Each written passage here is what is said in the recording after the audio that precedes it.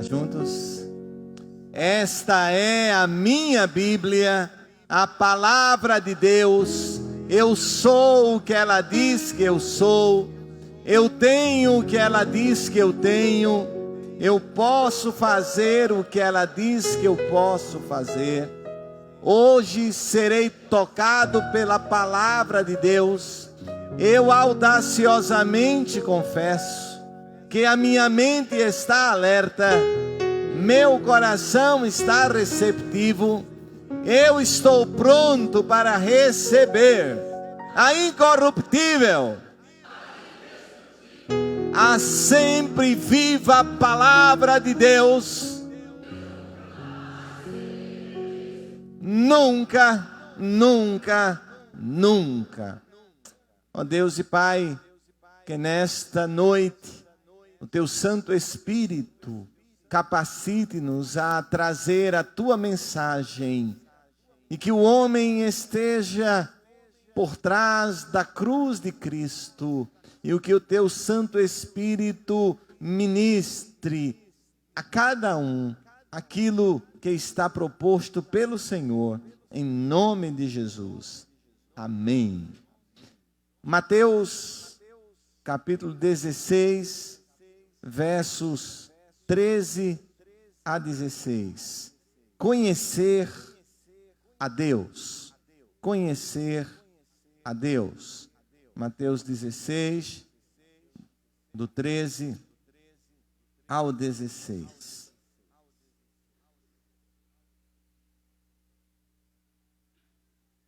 Deus revela Jesus Cristo a Pedro. Quando Jesus chegou à região de Cesareia de Filipe, consultou seus discípulos. Quem as pessoas dizem que o Filho do Homem é? E eles responderam: alguns dizem que é João Batista, outros Elias, e ainda há quem diga Jeremias ou um dos profetas. Então Jesus interpelou: mas vós, quem dizes que eu sou? E Simão Pedro respondeu: tu és o Cristo, o Filho do Deus vivo. Amém? Glória a Deus. Queridos e amados, a palavra conhecer, ela tem alguns sentidos. Às vezes alguém me pergunta se eu conheço determinada pessoa. E eu costumo dizer: olha, eu sei quem é, mas eu não conheço. Porque é uma diferença entre saber quem é e conhecer. Saber quem é, você sabe algumas informações daquela pessoa. Você pode saber o que ela faz, onde ela trabalha, quantos filhos ela tem, se é casado, se é solteiro, que carro ela tem. Você pode saber algumas coisas daquela pessoa sem que você a conheça. Você sabe quem é e sabe algumas coisas da sua vida. Conhecer envolve relacionamento. Conhecer envolve profundidade. E normalmente nós queremos conhecer e estabelecer relacionamentos com pessoas que gostamos, pessoas que nos são preciosas. Quanto mais preciosa nos é uma pessoa, mais nós temos vontade de conhecer aquela pessoa. Nós somos chamados na Bíblia para conhecer a Deus. Mas para conhecer a Deus, eu preciso conhecer Jesus. Não há como conhecer a Deus sem conhecer Jesus. Jesus é o caminho que abre o conhecimento para conhecer Deus. Para conhecer Deus, eu preciso conhecer Jesus. Eu preciso conhecer Jesus. Jesus é o Filho de Deus. Jesus é Deus. Eu não quero trazer nesse sermão o conceito de trindade para que a gente vá para a doutrina bíblica para entender a trindade. Não, mas precisamos entender que Jesus é Deus e que para conhecer Deus eu preciso conhecer Jesus. Jesus diz: quem me vê, vê ao Pai. Eu e o Pai somos um. Eu e o Pai somos um.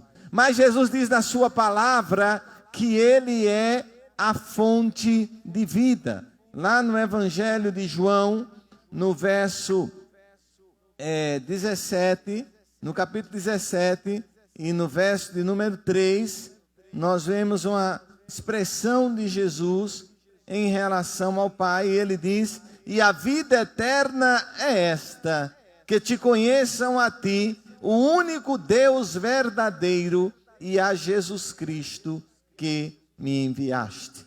Jesus Cristo diz que a vida eterna é esta, que te conheçam a ti. Então, conhecer Deus através de Jesus é conhecer a vida eterna. Queridos, o presente século, ele tem roubado de nós este sentimento de eternidade. Nos meus 55 anos de existência, eu já ouvi e vivi uma geração de pessoas com mais sentimento de eternidade do que é a nossa geração hoje.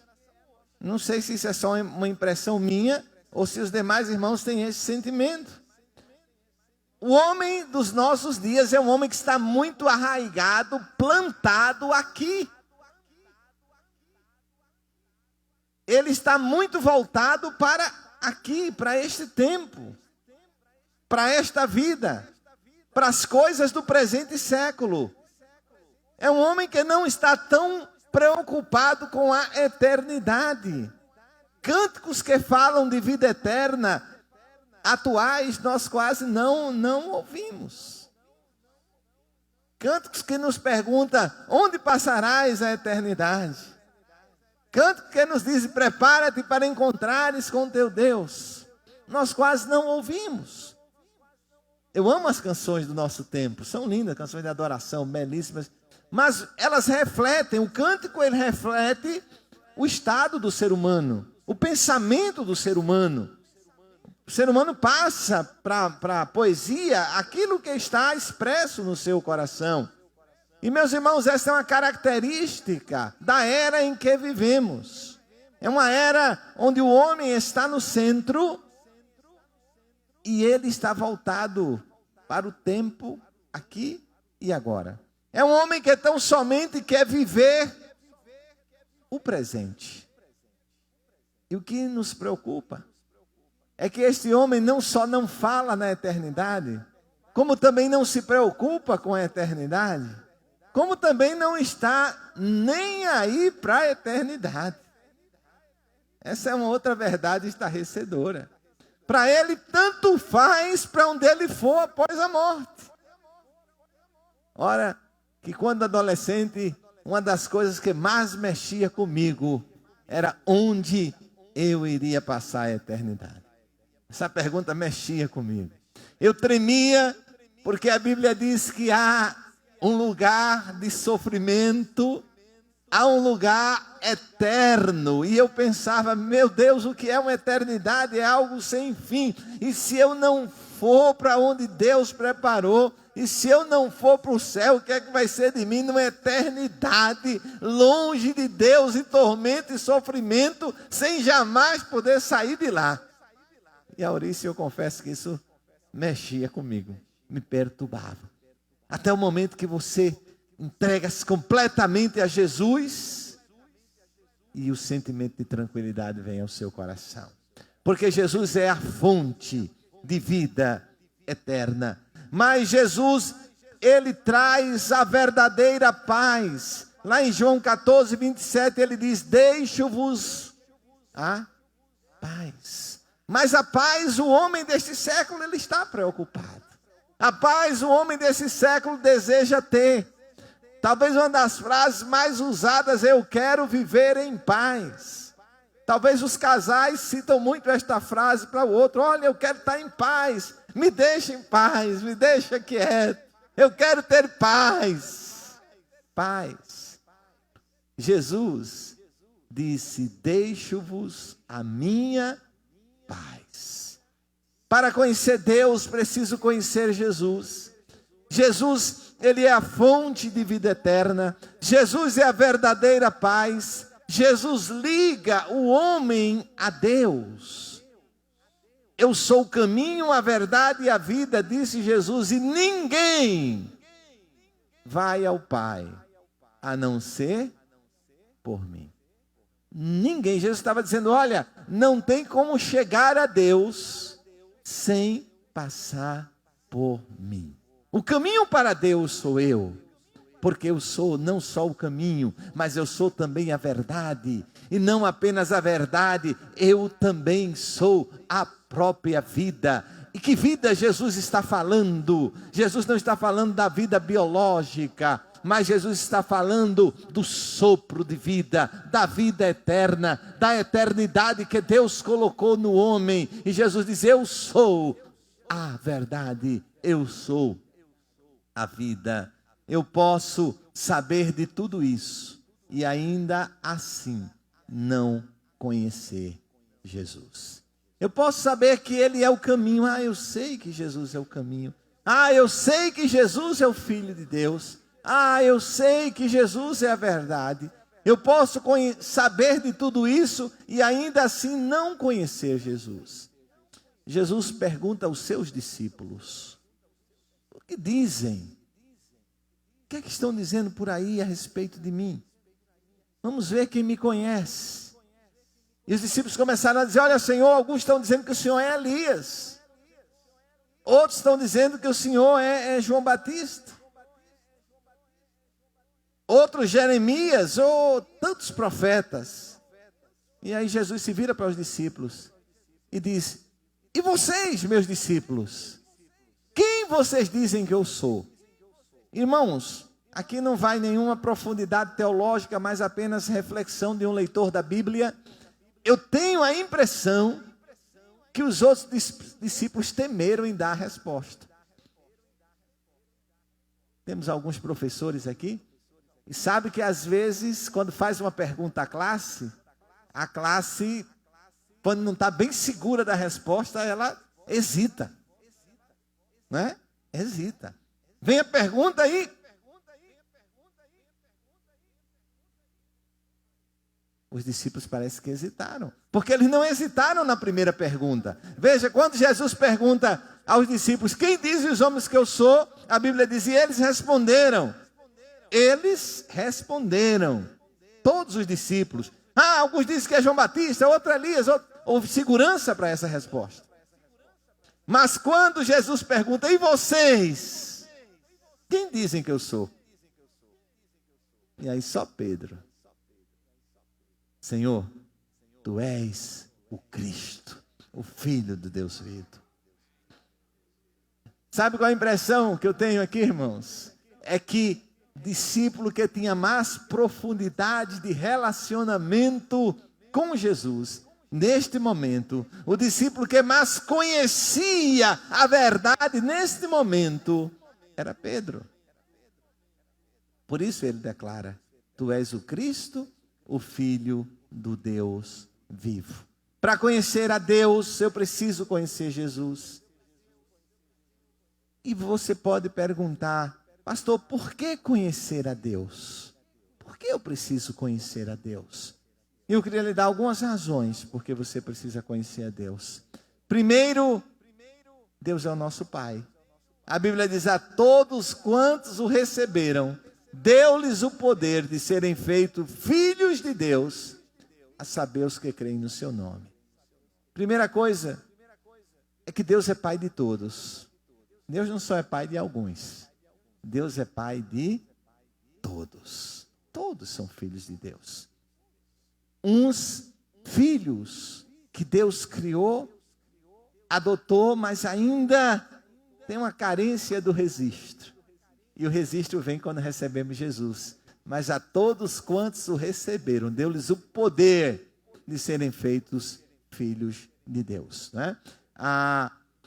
Um pai, ele cria um filho, pega duas crianças para criar um casal.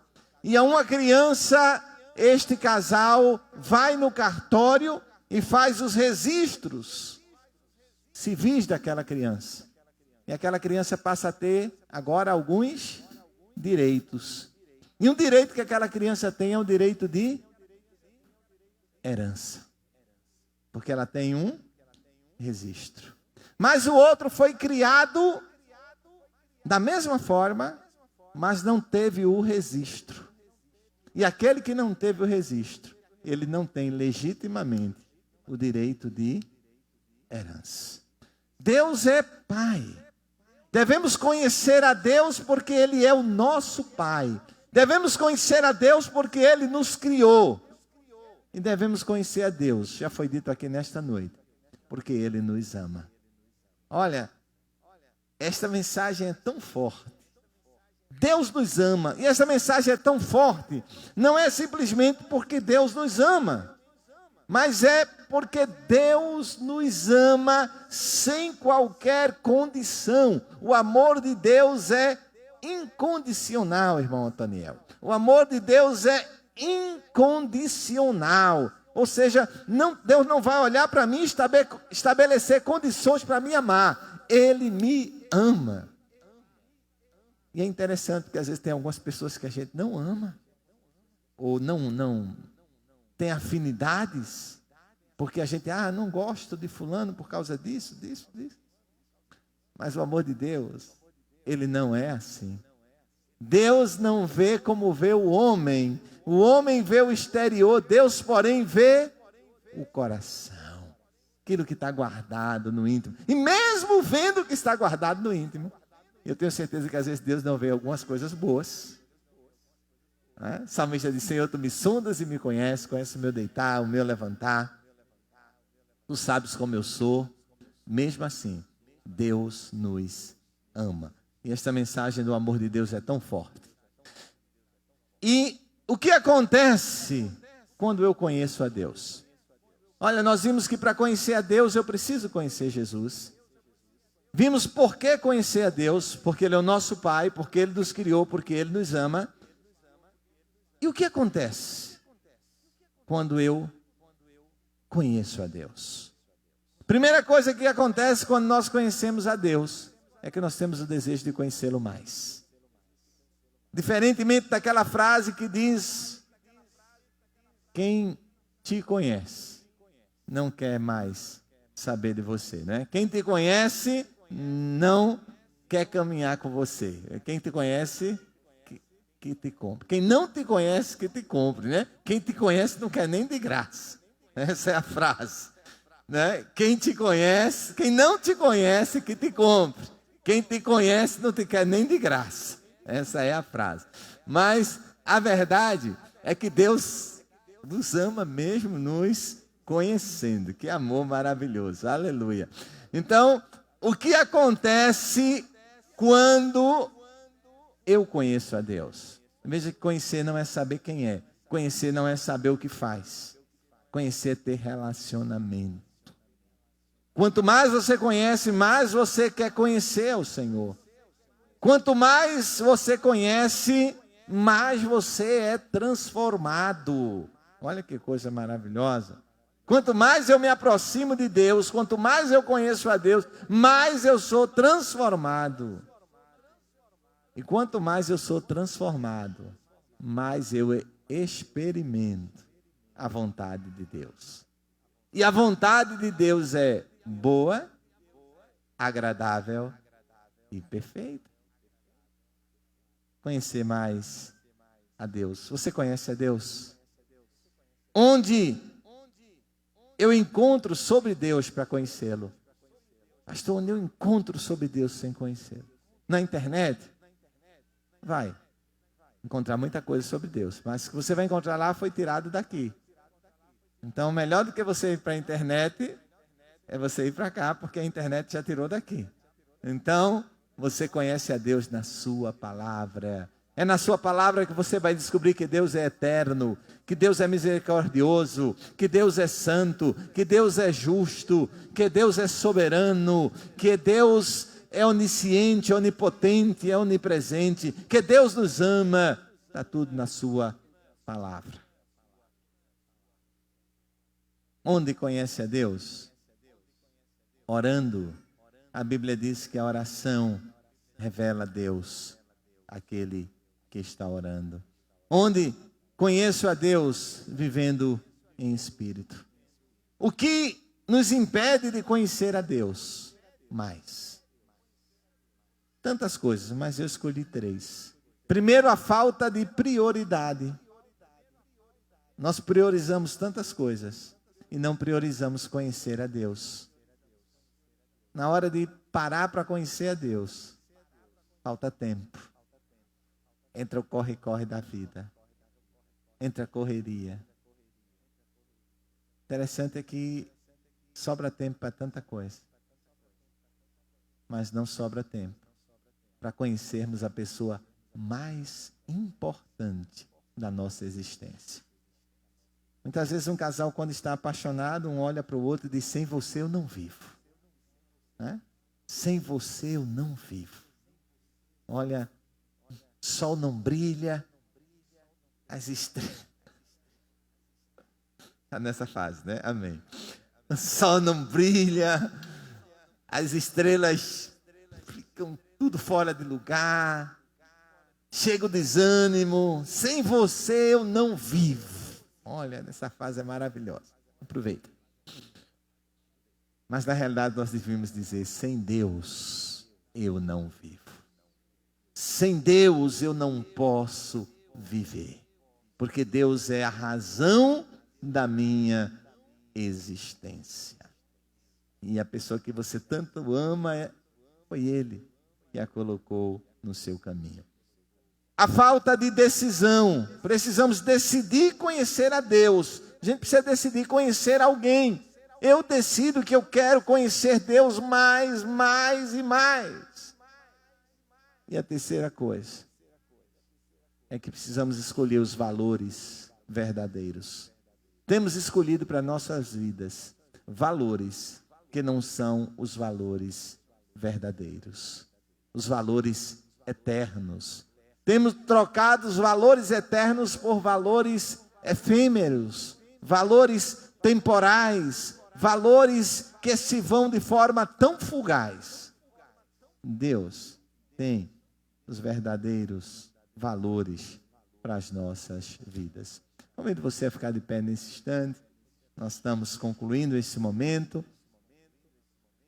E que você saia daqui hoje à noite. Eu saio daqui com o desejo de conhecer mais de Deus. De conhecer mais. Mas nós falamos que no começo desta mensagem, que o primeiro passo para conhecer a Deus é conhecer Jesus. E o primeiro passo para conhecer Jesus é render-se a Ele. Render-se quer dizer entregar-se. Render-se quer dizer: eu sou teu, Senhor. Eu sou teu. E eu quero, antes de encerrar esse momento, perguntar se alguém nesta noite quer dizer para Jesus, de forma espontânea, a entregar a sua vida a Ele, para que Ele seja o Senhor e Salvador da sua vida. Senhor, eu quero me entregar para Ti. Eu quero me entregar para o Senhor. Alguém, onde você está, levanta a sua mão, fazendo um sinal, dizendo: pastor, eu quero entregar minha vida a Jesus. Ou sai do seu lugar, vem até aqui à frente, nós vamos estar orando com você. Alguém? Eu quero, Senhor, Te entregar a minha vida. A nossa oração é que procuremos conhecer mais do Senhor. Porque quanto mais você conhece do Senhor, mais você vai ter dele na sua vida. Porque conhecer Deus, aproximar-se de Deus, é ter experiências maravilhosas. Há pessoas na Bíblia que tiveram essas experiências. Mas não são só as pessoas da Bíblia. Deus quer que eu e você tenhamos também essa experiência. Então nós vamos orar nesse instante, agradecendo a Deus. Estamos no primeiro dia da semana. Eu vi uma coisa interessante, né? Alguém disse que o mundo celebra o final de semana. No domingo, a igreja do Senhor celebra o primeiro dia da semana. Então, neste primeiro dia da semana, nós estamos na casa do Pai, para sermos abençoados pelo Pai. Eu quero convidar você a fazer uma declaração profética para a sua vida. E se você desejar fazer esta declaração, convido você a levantar sua mão e a repetir o que eu vou dizer. Em nome de Jesus.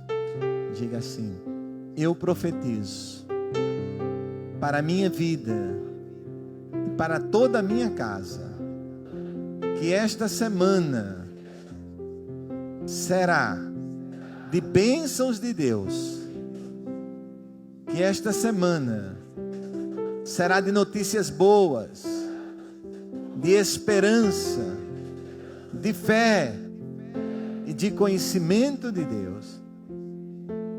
Amém. Que a graça do Senhor Jesus, que o amor de Deus, o nosso Pai, e a comunhão e a consolação do Espírito Santo seja sobre todos. Amém. Deus te abençoe em nome de Jesus.